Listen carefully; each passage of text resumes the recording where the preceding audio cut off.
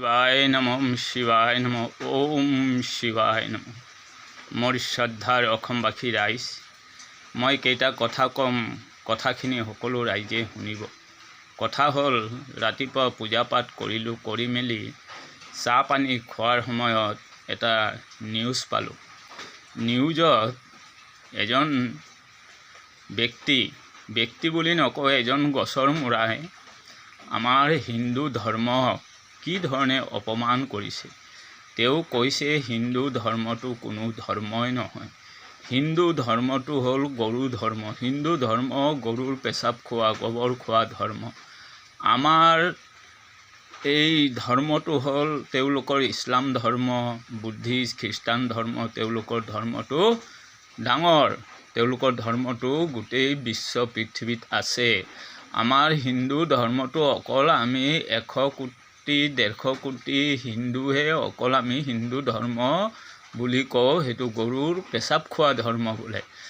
আৰু তেওঁ যে এই কথাবোৰ কৈছে, তেওঁ কি জাতি নহয় মই ক'ব যোৱা নাই। তেওঁক মই গছৰ মূৰা বুলিহে ভাবিছোঁ। মই তেওঁক শিয়াল, কুকুৰ, গৰু কিবা বেয়া গালি নিদিওঁ। মই গছৰ মূৰা কৈছোঁ এইকাৰণে তেওঁ ধৰ্মৰ বিষয়ে নাজানে কাৰণে আমাৰ হিন্দু ধৰ্মক অপমান কৰিছে। তেওঁ অপমানটো কিয় কৰিছে মই আজি ক'ব বিচাৰোঁ। মই এইবোৰ কথা আগত সৰুত ভাবিছিলোঁ যে আমি যে অকল হিন্দু কওঁ, হিন্দু জাতিটো আমাৰ একতা নাই। আৰু ইছলাম জাতি তেওঁলোকে একতা আছে। ইছলাম যিকোনো ধৰ্মৰে হওক, তেওঁ যদি আগত অসমীয়াই আছিল, বেংগলী আছিল, বিহাৰীয়ে আছিল, পাঞ্জাবীয়ে আছিল, যদি মুছলিম হৈছে তেতিয়াহ'লে তেওঁলোকে এটাই সেই নাম তেওঁলোকৰ আল্লাহ ধৰ্ম আৰু মুছলিম ধৰ্ম একতা হয়। কিন্তু আমাৰ হিন্দুত একতা হ'ব নোৱাৰিল। তে এই ইছলামে ভাবিছে নহয় যে 100-150 কোটি মানুহ আছে আৰু তেওঁলোকে এটা ভাৰতবৰ্ষত হিন্দু ৰাষ্ট্ৰ বনাই ৰাখিছে। আমি কেনেকুৱা তাক শেষ কৰিব লাগিব আৰু এদিন মুছলিম ৰাজ্য বনাব লাগিব। সেইটোৱে হ'ল তেওঁলোকৰ পৰিকল্পনা, তেওঁলোকৰ ধৰ্মই হ'ল সেইটো। আল্লাহৰ ধৰ্মতেই বোলে আছে। এই যে মাদ্ৰাজাত পঢ়ে যে হিন্দু হ'ল কাফিৰ, হিন্দুৰ মঠ মন্দিৰ ভাঙিব লাগে, সেইবোৰে হ'ল তেওঁলোকৰ ধৰ্ম। তেতিয়াহ'লে মই ক'ব বিচাৰোঁ, আজি মোৰ হিন্দু সমাজক ক'ব বিচাৰোঁ যে আমি চাওক শান্তি জাতি। হিন্দু জাতিটো হ'ল শান্ত জাতি। হিন্দু জাতি সদায় ভাবিছে যাৰ যি ধৰ্ম লৈ চলক, খাওক, আমাৰ একো নাই। আমি কাৰো ধৰ্মক আমি নিন্দা নকৰোঁ। তাৰ কাৰণে তেওঁলোকে আমাৰ মূৰৰ ওপৰত উঠি গ'ল।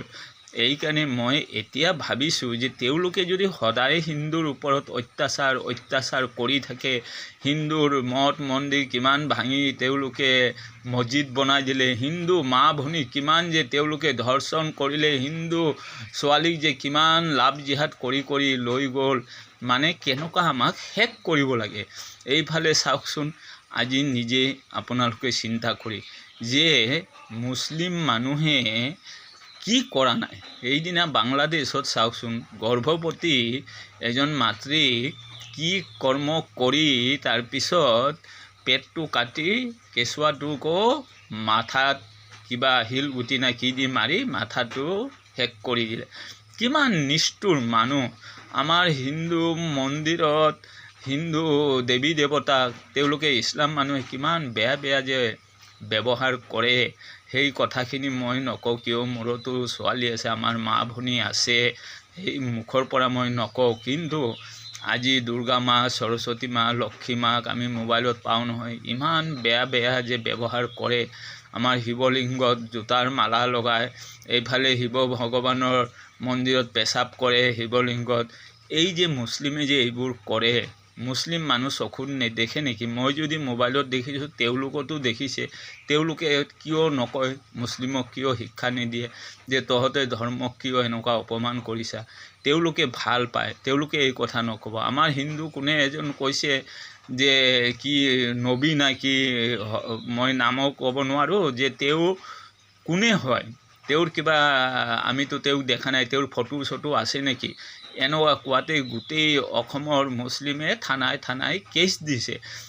তেওঁ এই সাধাৰণ এটা কথা কৈছে। কিয় আমিও তো জানো যে তেওঁলোকে নিজে কৈছে আল্লাহ এজন ভগৱান আৰু আল্লাহৰ বিনে কোনো নাই, তেতিয়াহ'লে সেই বাকীখিনি আকৌ কি? আমাৰ আকৌ হিন্দু ধৰ্মতো বহুত ভগৱান আছে, আমিতো কৈয়ে থাকোঁ যে আমাৰ দেৱী দেৱতা ঢেৰ আছে, কিন্তু ইছলামেতো কৈছে আমাৰ কোনো বেলেগ একো নাই, আমাৰ এটাই আল্লাহ। তেতিয়াহ'লে সেই হিন্দু ব্যক্তিজনটো ঠিকেই ভালেই কথা কৈছে যে তেওঁ আকৌ কোনে, তেওঁৰতো ফটোটো হ'লেও আমি চিনি পাম নহয় যে অমুক হয় বুলি। তে এই কথা কোৱাৰ কাৰণে তেওঁলোকৰ অপমান মানে হ'ল, তেওঁলোকৰ ধৰ্মৰ অপমান হ'ল। তে ধৰ্মটোতো তেওঁ আল্লাহক গালি দিয়া নাছিল, তেওঁতো এজন মানুহে কৈছিল। তেনেকুৱা যদি আজি মানুহ এজন ভগৱান হ'ব পাৰে, তেতিয়াহ'লেতো আমাৰ যে সেই যে যিমান বীৰ আছিলে চবেই আমাৰ ভগৱানে হৈ গ'ল। তেতিয়াহ'লে তোমালোকে আল্লাহক নামানা, আব্দুল কালামক মানিব লাগে।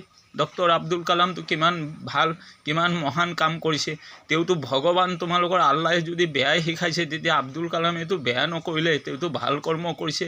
তেতিয়াহ'লে আব্দুল কালামক সেই ভগৱান আল্লাহ বুলি মানিব লাগে। আমিতো মানো যে আব্দুল কালাম এজন ভগৱান ৰূপী আছিল বুলি, আমি মানুহ নহয়। তোমালোকেও মানা, তোমালোকে অকল বিচাৰিছা যে হিন্দুৰ ওপৰত কেনেকুৱা অত্যাচাৰ কৰিবলৈ।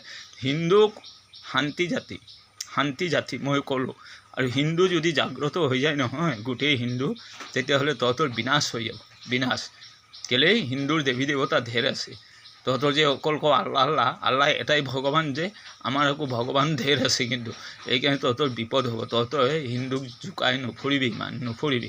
তহঁতে আমাক শেষ কৰি দিছ। তহঁতে যে বাংলাদেশত আৰু যে কিমান কৰি আছো হিন্দুৰ ওপৰত আমি চাই থাকোঁ, কিন্তু তহঁতে চাইতো মাত নামাতো, হা মাতো নাকি? তো আজি বাংলাদেশত যি ঘটনা কৰিছে, আজি যদি আমি হিন্দুস্তানত যদি মুছলিমৰ ওপৰত ঘটনা তহঁতৰ ওপৰত কৰোঁ, তেতিয়া তহঁতৰ কেনেকুৱা হ'ব? আমিতো কৰা নাই, আমি হ'লেও ধৈৰ্য শক্তিটো ৰাখিছোঁ, হা, যে তাৰ চৰকাৰ আছে নহয়, চাব, হয় আমাৰ চৰকাৰ আছে, তাৰ বিচাৰ কৰিব, কিন্তু আমি ধৈৰ্য ৰাখিছোঁ। কিন্তু ধৈৰ্যৰ সীমা যেতিয়া এৰি যাব নহয়, তেতিয়া বিপদ হ'ব, বিপদ হ'ব। মই কৈ দিলোঁ, মুছলিম জাতিটোকে মই ক'লোঁ, আমি কোনো মানুহ বেয়া নাপাওঁ নহয়, আমি কোনো জাতি ধৰ্মক বেয়া নাপাওঁ নহয়, আমি সদায়তো ভাল পাইছোঁ আৰু ভাল পাই ৰাখিছোঁ, এতিয়াও আছোঁ। তেতিয়াহ'লে অত্যাচাৰটো কোনে কৰি আছে? তহঁতে আমাক যদি সদায় জোকাই থাক, সদায় কৰি থাক এনেকুৱা, তেতিয়াহ'লে আমাৰ কি খং নুঠিব? আমাৰ গাত কি তেজ নাই নেকি? অকল তহঁতৰ গাতেই তেজ আছে নেকি, উগ্ৰ তেজ? আৰে আমাৰ তেজটো ঠাণ্ডা তেজ, আৰু যেতিয়া আমাৰ তেজ গৰম হ'ব নহয়, হিন্দু সমাজৰ তেজ গৰম হ'ব, সেইদিনা তহঁতে বিনাশ হৈ যাবি। মই কৈ দিলোঁ, বিনাশ হ'বি। সেইকাৰণে তহঁতে এতিয়াও ভাল হ, ভাল হ। ভাল হোৱাটোৱে হ'ল ধৰ্ম, সেইটোকে কয় ধৰ্ম। আৰু যদি তহঁতে ভাল নহওঁ, তেতিয়াহ'লে তহঁতে কিন্তু এই যে উই পোক হয় যে, পাখি গজিলে যে উই পোক নিজে নিজে মৰে, ঠিক তেনেকুৱা তহঁতে মৰিব লাগিব, বুজিছ? নকবি এই যে কোন গছৰ মূৰা এটাই কৈছে যে এনেকুৱা হিন্দু ধৰ্মৰ কথা অপমান কৰিছে, মই কওঁ অতি সোনকালে তেওঁক এৰেষ্ট কৰি আনিব লাগে, আৰু মই ভাবোঁ ৰাইজৰ সমাজত দিব লাগে। তেওঁক ভাল একদম ফুলন গামোচা পিন্ধাই চেয়াৰত বহাই তেওঁক ধৰ্মৰ কথা সুধিব লাগে, তেওঁ ধৰ্ম কথাত কিয় অপমান কৰিছে, আৰু তেওঁৰ লগত আৰু কোনে কোনে জড়িত আছে চবক ধৰিব লাগে। মই সেইখিনি কৈ মই সকলো ৰাইজৰ ওচৰত মোৰ কোৱাত যদি ভুল চুল হৈছে মই ক্ষমা কৰিলোঁ, আৰু মোক ক্ষমা কৰিব নিজৰ সন্তান ভাবি।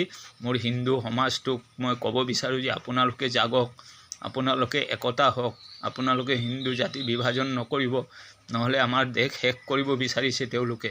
এইটো হ'ল ৰাক্ষৰ বংশই দেশ শেষ কৰি দিব। তেতিয়াহ'লে আমি একতা হ'ব লাগিব, সজাগ হ'ব লাগিব।